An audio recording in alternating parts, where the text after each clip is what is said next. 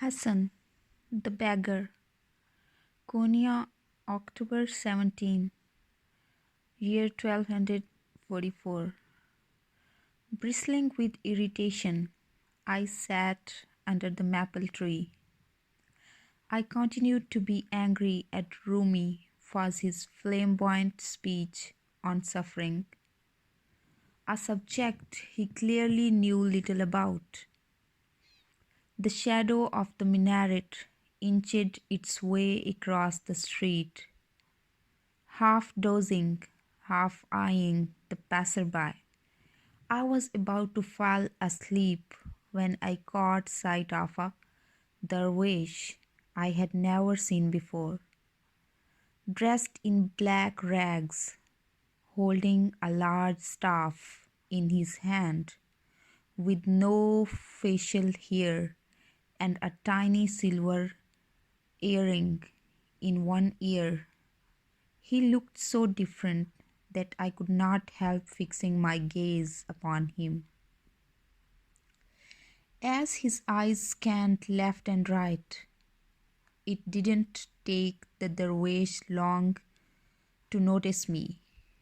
Instead of ignoring my presence, the way people who saw me for the first time always did, he put his right hand on his heart and greeted me as if we were two old friends. I was so stunned, I looked around just to make sure he was not greeting someone else. But there was only me and the maple tree. Dazed, confused, I nonetheless put my hand on my heart and greeted him back. Slowly the dervish walked toward me. I lowered my gaze, expecting him to leave a copper coin in my bowl or hand me a piece of bread. But instead he knelt down to my eye level. Salamun alaikum, beggar, he said. Alaikum salam, dervish, I responded. My voice sounded hoarse and strange to me. I had been such a long time since I would felt the need to speak to anyone that I had almost forgotten what my voice sounded like. He introduced himself as Shams of the Braes and asked my name. I laughed. What does a man like me need a name for? Everybody has a name, he objected. God has countless names. Of those, only 99 are known to us. If God has so many names, how can a human being who is the very reflection of Him go around without a name? I did not know how to respond to that and so didn't even try. Instead, I conceded. I had a wife and a mother once. They used to call me Hassan. Hassan it is then, the dervish nodded. Then to my surprise, he gave me a silver mirror. Keep it, he said. A good man in Baghdad gave it to me, but you need it more than I do. I will remind you that you bear God within you, that you bear God within you.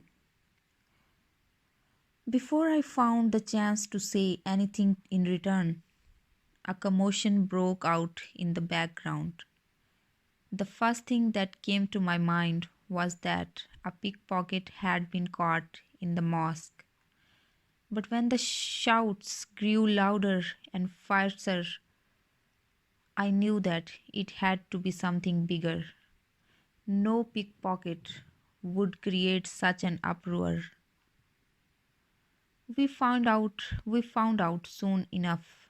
A woman, a known prostitute, had been found in the mosque dressed up as a man. A group of people were shoving her out, chanting, "Lash the deceiver, lash the whore." In this state, the angry mob reached the street. I caught sight of the young woman in men's clothing. Her face was pale as death, and her almond eyes terrified. I had seen many lynchings before. I never ceased to amaze me and how dramatically people changed when they joined a mob. Ordinary men with no history of violence, artisans, vendors, turned aggressive to the point of murder when they banded together. Lynchings were common and ended with the corpses, but on display to deter others. "Poor woman," I muttered to the chums of the base. But when I turned to him for a response, there was no one standing there. I caught sight of the dervish darting toward the mob like a flaming arrow shot straight up into the sky. I jumped to my feet and rushed to catch up with him. When he reached the head of the procession, Shams raised his staff like a flag and yelled at the top of his voice, "Stop it, people! Halt!" Baffled and suddenly silent, the men stared at him in wonder. "You should all be ashamed of yourselves," Shams of the Brace shouted as he struck the ground with his staff. 30 men, 30 men against one woman? Is that fair? "She does not deserve fairness," said a square-faced, burly man with a lazy eye, who seemed to have proclaimed himself the leader of this impromptu group. I recognized him instantly. He was a security guard named Babers, a man all the beggars in town knew well for his cruelty and rapacity. This woman here dressed up as a man and sneaked into the mosque to deceive good Muslims, Babers said. "Are you telling me you want to punish a person for going into a mosque? Is that a crime?" Shams of the Brace asked, his voice dripping with scorn. The question created a momentary lull. Apparently, nobody had thought of it that way. She's a whore," yelled another man, who looked so enraged that his face had turned a dark scarlet color. "She has no place in a holy mosque." That seemed enough to inflame the group again. "War, war," a few people at the back chanted in unison.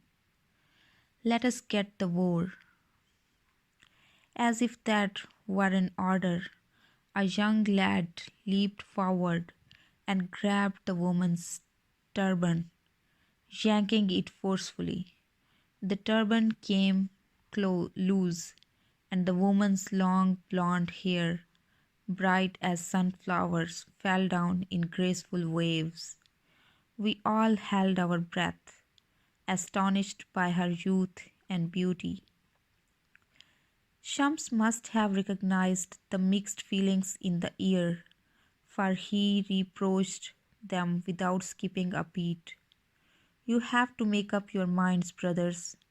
Do you really despise this woman, or do you in fact desire her?"